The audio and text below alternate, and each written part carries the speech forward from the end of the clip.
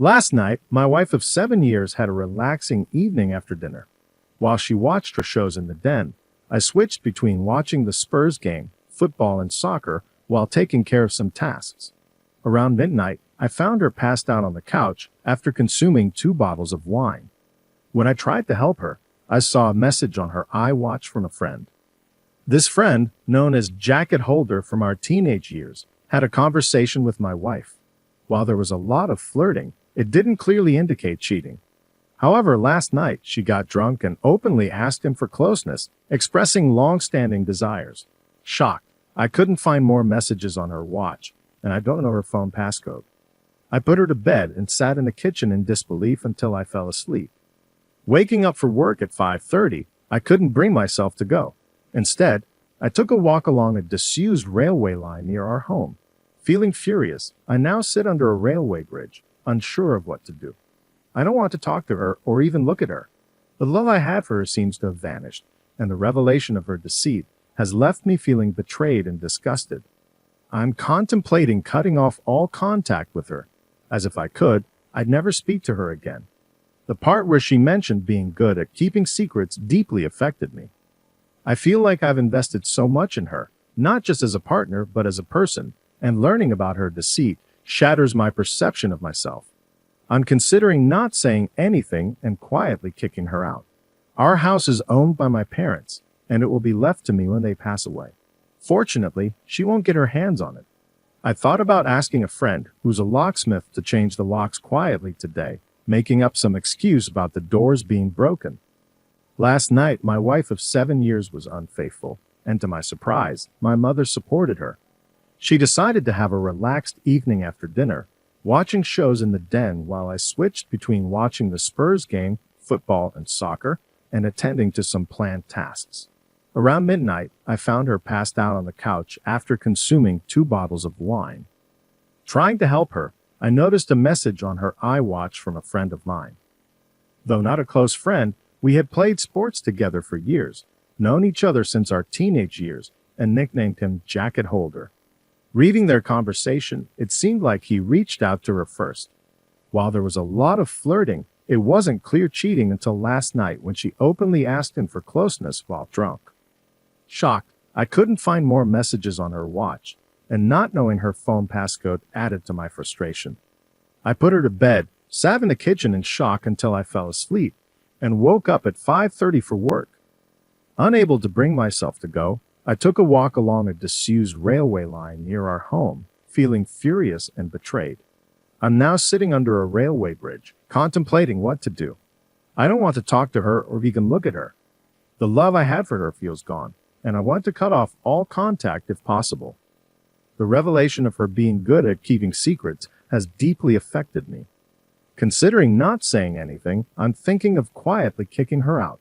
Fortunately, our house is owned by my parents, and it will be left to me when they pass away. I'm even thinking of asking a friend who's a locksmith to change the locks quietly, making up some excuse about the doors being broken. After he's done, I'll lock the front door, and she won't care as long as I'm present.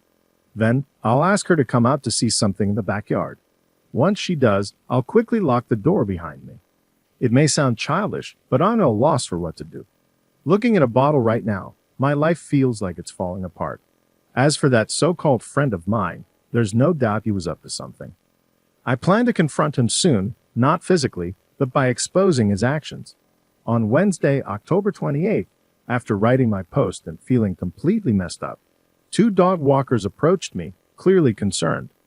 I shared everything with them, and one of them advised me not to drink as it would only make things worse. I'm grateful for that advice, as I was on a destructive path.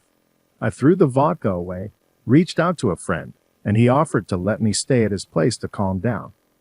He was at work but told me where the spare key was. We live in a small town of around 15,000 people, and he wasn't far away. When I got to his place, I sat on his couch, trying to regain my composure. Throughout the morning, I received multiple texts and calls from my wife wondering where I was and what was going on, as my work van was in the driveway, and I was nowhere to be found. I texted her back, explaining there was an issue with the van's engine, which she seemed to accept with a simple okay. When my friend returned from work around 5 o'clock, I told him everything and asked for his advice. I also told him not to share anything about jacket holder as I didn't want my wife to find out. I'll deal with him later by exposing his actions, not through physical violence. Regarding people saying he did nothing wrong, he initiated contact with my wife, and the messages were very flirtatious. I don't understand why he messaged her in the first place. They hardly knew each other, and it was flirtatious right from the start.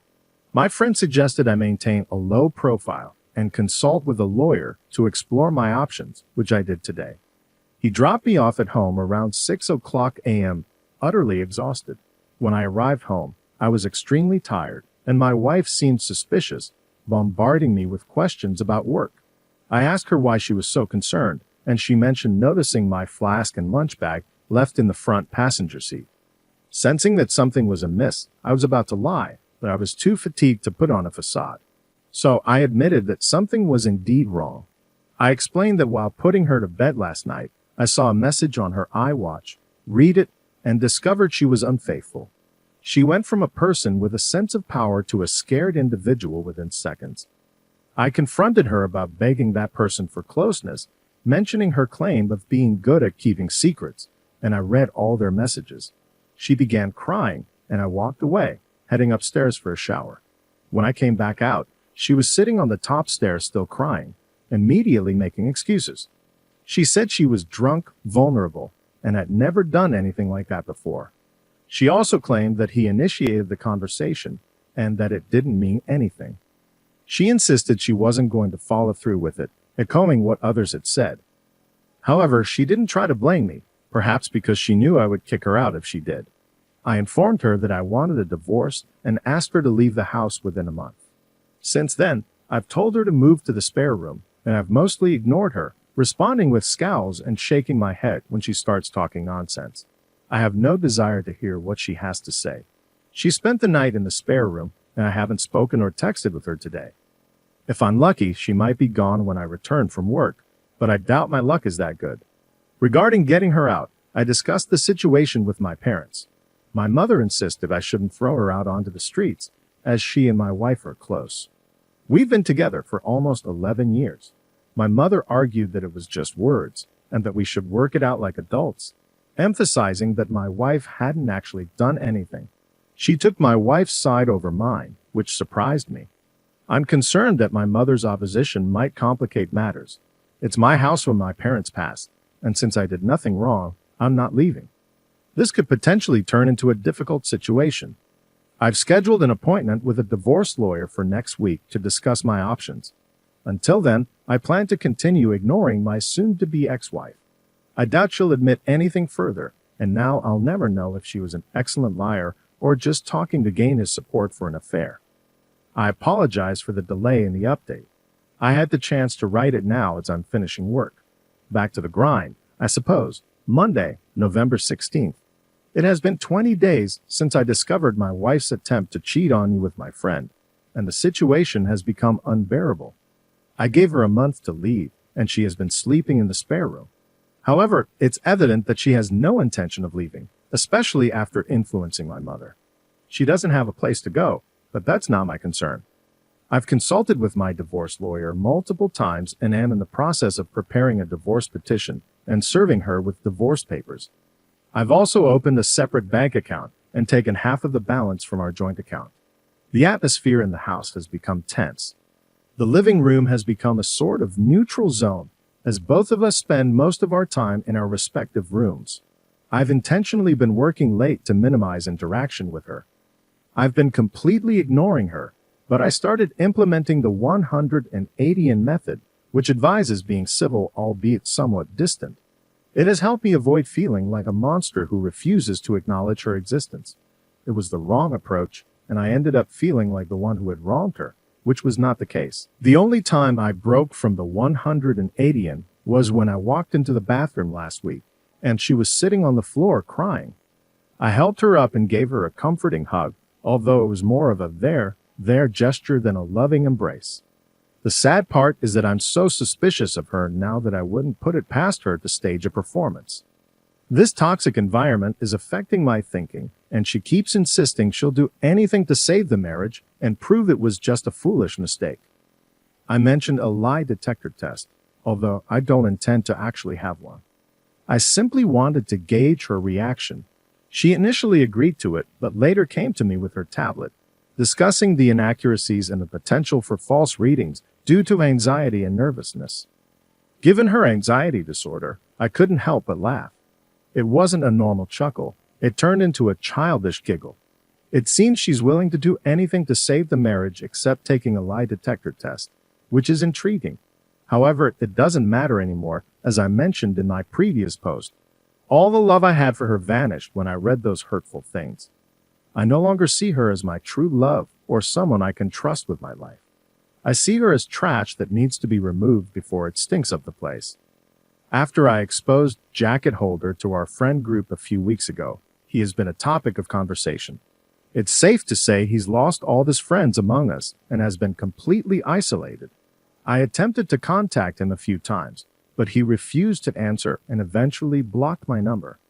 I have no sympathy for that little rat. I hope it was worth it. I've had numerous conversations with my mother about this situation, and during a heated argument, I asked her why she was taking my wife's side. I wanted to know if there was something she wasn't telling me. Was she expecting us to live as roommates, pretending nothing happened? It seemed absurd to me. My mother explained that she has always seen my wife as the daughter she never had but always wanted. My mother had an unborn daughter before I was born, which has haunted her. She attached herself to my wife since we got together, and they share a close bond. Since my wife doesn't have family or many friends with busy lives, my mother finds it unacceptable to throw her out, especially during a pandemic.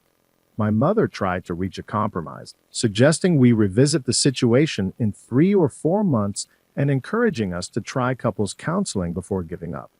I'm unwilling to do that, as the thought of spending Christmas under the same roof as my wife makes me feel sick.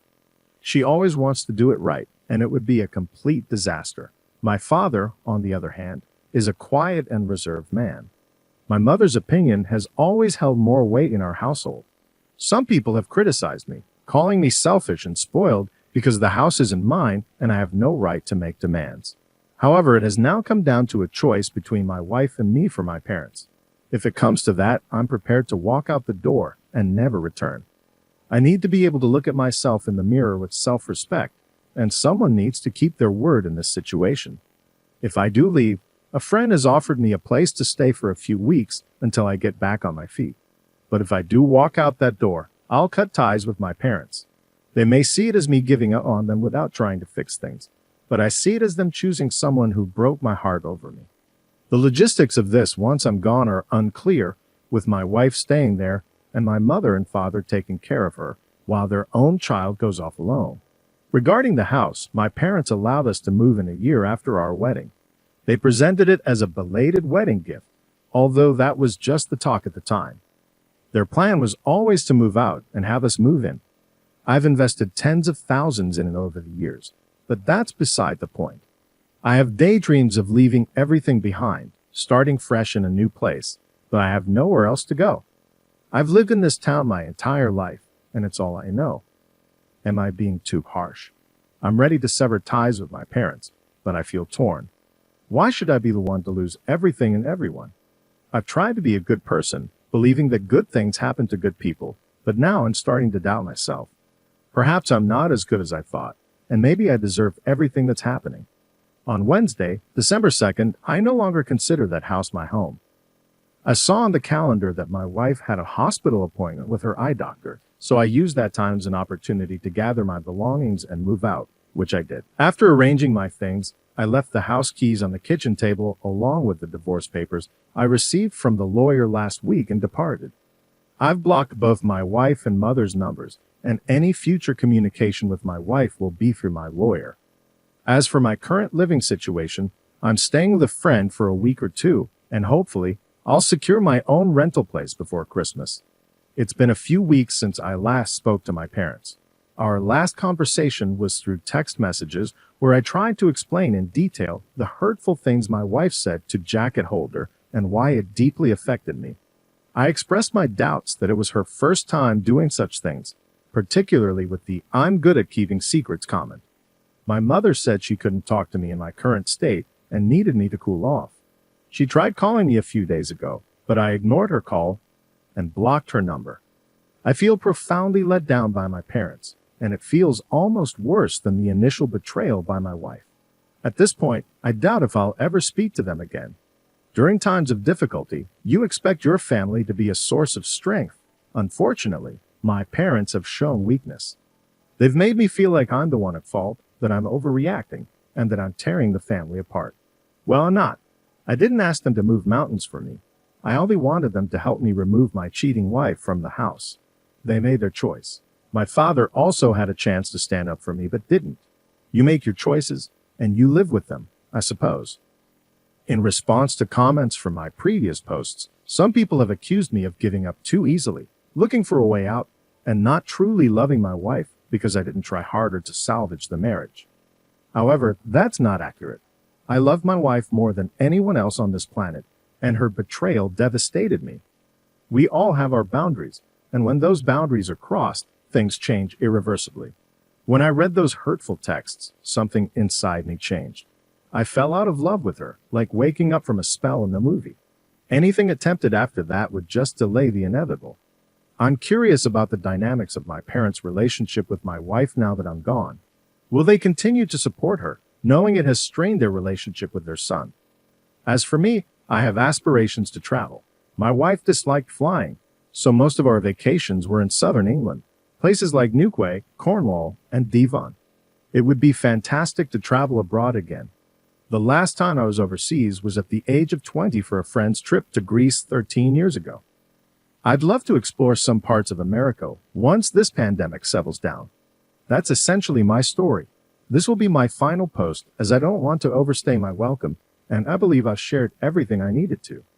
If you want updates on my journey down the line, feel free to send me a direct message, and I'll do my best to keep you in the loop. Thanks for reading, and goodbye. Fast forward to Wednesday, May 26, 2021. It's been over 7 months since I first posted on Reddit. I thought I was done seeking advice as I had made my decisions and acted on them. However, a phone call this morning has pulled me back into the mess. I've relocated 15 miles away, changed my phone number, and continued with the process of divorcing my wife. She has ignored requests from my divorce lawyer to cooperate, causing delays.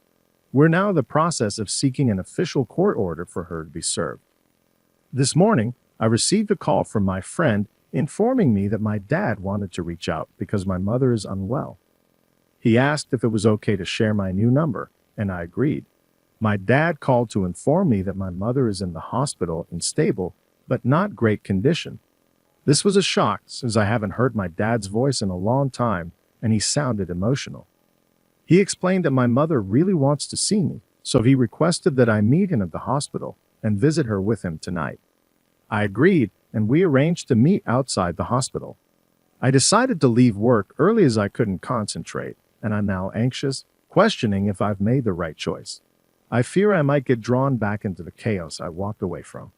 I've never felt this nervous before, and the lack of control I have over the situation is causing my mind to wander in various directions. It feels like I'm entering a burning building blindfolded, not knowing where the exits are. Why does she want to talk to me now? Has she had a change of heart? Unless she's also had a personality transplant while in there, I find that unlikely. Will my wife be there? I have no interest in ever seeing her again. I'm still angry about what transpired with them and the way they took my cheating wife's side over mine. I've been going back and forth in my head about going at all, but I will go. I was also thinking about seeing if she wanted to speak over the phone instead, but I'm not sure if she would do that or even if she's well enough. I feel like the bad guy here and that I might have caused this by walking away. How would you handle this? On Saturday, May 29th, I did end up going to the hospital on Wednesday night. After much deliberation, I was on the verge of backing out at the last minute as my courage wavered, but I needed closure and knew I'd regret it if I didn't go. When I arrived at the hospital's parking lot, I couldn't help but feel paranoid, half expecting my wife to jump out from behind a bush or something. I met my dad at the entrance, and it was quite awkward as he tried to hug me, but I declined. I made it clear that if my wife had any presence here, I would turn and leave. He assured me she wasn't around, and we proceeded to the ward where my mother was. When I saw my mother, I was shocked at her appearance. She seemed to have been through a lot. I've never seen her look so frail. She had a severe black eye along with bruises and discoloration on one side of her face. She had a bad fall, breaking 2 ribs, shattering her elbow, and hitting one side of her head on the ground. So, elbow, ribs, then her head in that order. As she saw me, her expression changed from being zombified to more animated.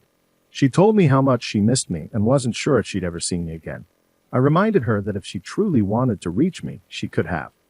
We had a conversation about what exactly had happened, how she was down for a few hours before my dad found her, and her determination to mend bridges with me. I brought up my wife and the ongoing divorce process, explaining that I had been pushing for it, but she seemed to be ignoring the letters. I asked if my wife was still in the house, and my mom admitted she was, which made me disgusted. She began to say that my wife is lost without me and is not doing well. It became clear to me that my dad asked if I would keep in touch with him when he walked me out, and I said I would, though I'm uncertain if it's the right decision. Time will tell. Once I returned home, my emotions were a roller coaster, shifting from sadness to anger. However, I'm relieved that went. I couldn't help but think about my wife and what she once meant to me. The pain remains when I reflect on the events of the past 7 months. It's hard to believe they're real. The speed at which everything fell apart was astonishing. Life moves quickly, especially when you're not paying attention, and I wasn't. It was pure luck that I discovered her attempted infidelity, just a cosmic coincidence. I never noticed the signs or connected the dots. I only saw something on her watch that shattered my life. Now, I'm aware that it wasn't the only instance. I feel it deep in my heart. I recognize her for what she is and feel only contempt, not love. It seems she stole the best years of my life. When I reminisce about the good times, they are tainted. They feel like someone else's life, not mine. My friend suggested I see a therapist to help process my emotions and experiences. It's something I'm considering as I feel a bit broken inside. The last 7 months have been the most challenging in my life, but I prefer this truth to ignorance. I'm saddened by how it all unfolded, but you can't choose how someone betrays you. I suppose the lesson is to learn from it. I remember hearing that loyalty is one of the most underrated character traits, and I now understand its significance. Perhaps it's undervalued because you rarely discover someone's true loyalty until they betray it. It's not something you encounter every day, but now more than ever, I appreciate its importance. On Tuesday, July 20th, I'm now in the final stages of divorcing my wife. She signed the divorce papers and sent them to my divorce lawyer, so only formalities remain. She conveyed a message through my dad, expressing her regret for not allowing me to move on, thinking she could salvage the relationship. However, she now understands that it's not possible, and she must move forward for her own well-being. I thanked her for realizing this. She doesn't want anything in the divorce, and plans to move out of the house once she's on her feet. I'm okay with that. Concerning my mother, I haven't spoken to her yet, but my dad mentioned she's doing better after leaving the hospital and regaining some normalcy. I don't know how things will turn out between us, but I've suggested that if the house is to become mine, they should transfer it to my name to provide me with some security. After that, we can work on rebuilding bridges. We'll see how it goes. My most significant challenges lie in my mind and overcoming all that has transpired. The human brain is a remarkable yet frightening thing,